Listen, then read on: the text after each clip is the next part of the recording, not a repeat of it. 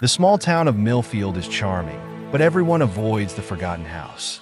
It's this massive, crumbling mansion at the edge of town, wrapped in shadows and whispers. They say it's haunted, stories of flickering lights and ghostly figures. My friends and I, curious and a bit reckless, decided to spend a night there. We wanted to uncover the truth behind the legends.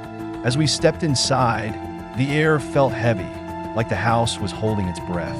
Every creak of the floorboards sent chills down my spine. What secrets lay hidden in those walls? Would we find answers? Or would we become part of the legend ourselves? The mansion loomed before us, a relic of a forgotten era.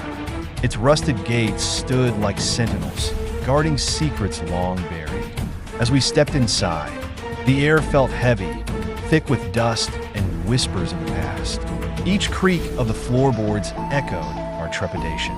The faded wallpaper peeled away, revealing layers of history, while cobwebs hung like curtains in the corners. I could almost hear the laughter that once filled these halls, now replaced by an eerie silence. What stories did these walls hold? What mysteries awaited us in the shadows? We were here to uncover the truth, no matter how chilling it might be. The moment we set up in that grand living room, I felt a chill run down my spine. The massive fireplace loomed over us, and that chandelier, it looked like it could crash down any second. I've always been the skeptic, rolling my eyes at ghost stories, but I couldn't shake the feeling that something was off. As we ventured upstairs, the air turned icy, and our flashlights flickered like they were warning us to turn back. The second floor was a labyrinth of shadows, and when we stumbled upon that dusty old journal, I felt a mix of excitement and dread. What secrets did it hold?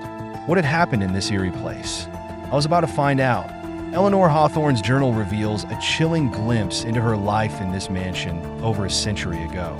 Each entry is filled with unsettling whispers echoing through the dark and shadowy figures lurking in the corners. As I read her words aloud, a shiver runs down my spine. The temperature drops, and an eerie hum fills the air, as if the house itself is responding to her haunting memories. What did Eleanor encounter in these halls? Her dread becomes palpable, and I can't help but wonder if her experiences are still lingering here, waiting to be uncovered. The lights went out, and for a moment, it felt like the world had vanished. Panic surged as we scrambled for our flashlights, hearts racing.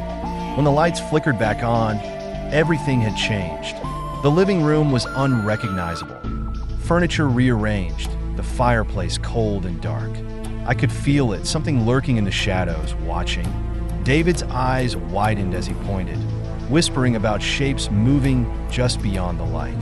The whispers returned, louder now, urgent, like they were trying to tell us something. It was as if the house itself was alive, and we were trapped in its haunting embrace. I can't shake the feeling that something's watching us. Mia and Ben headed to the basement, where the air was thick with dampness and the scent of old wood. Among the forgotten relics, we found a haunting portrait of Eleanor Hawthorne. Her eyes seemed to follow us, sending chills down my spine. Meanwhile, Carla and David were up in the attic, where they stumbled upon a hidden door behind dusty trunks. They pried it open, revealing a locked room. Inside, an antique mirror lay shrouded in dust. When Carla pulled off the sheet, our reflections stared back, but there were shadowy figures lurking behind us. What were they? And why did they seem so familiar? David was shaking, urging us to leave, but the house had other plans. As we turned to escape, the hallways twisted and stretched, rooms materializing out of thin air.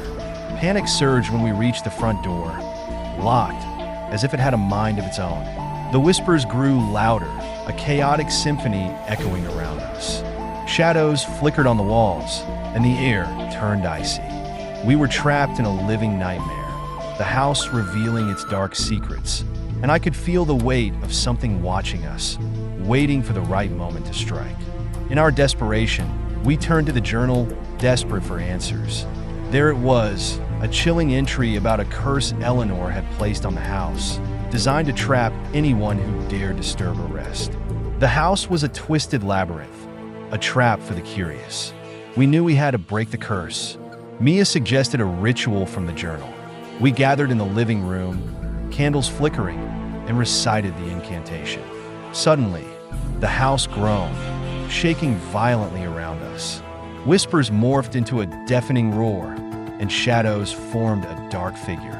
We stood our ground, focusing on the ritual, and slowly, the chaos faded into silence. The next morning, the house was eerily calm. We stumbled out, hearts racing, feeling the weight of what we'd just endured. The front door creaked open, and we fled, glancing back at that imposing mansion. It looked unchanged, yet somehow reset, like it was waiting for the next group of unsuspecting souls. We never spoke of that night again, but the memories haunted us. The whispers of the forgotten house lingered in our dreams, a chilling reminder of how close we came to losing everything. We went our separate ways, but the shadows of that night will always follow us, a bond forged in fear and survival.